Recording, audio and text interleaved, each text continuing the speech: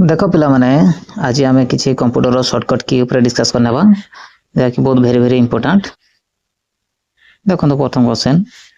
Shortcut की to select all content ताले को एकाथरे सब कंटेंट को सिलेक्ट कर कोनटा हो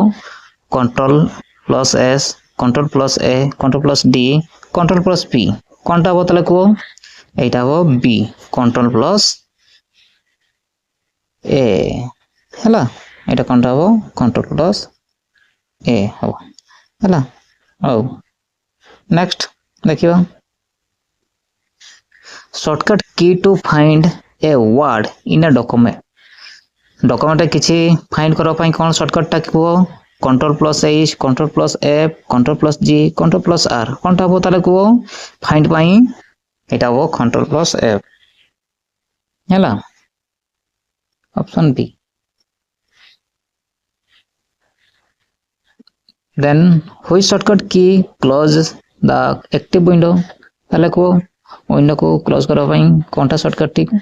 control plus W alt plus F4 control plus Q control plus S ताले कोनटा हो को एटा हो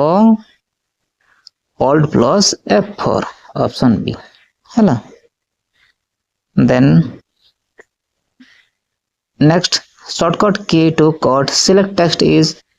control plus C control plus B control plus X control plus Z कोनटा हो एटा आपण माने कमेंट बॉक्स से जणाइबे।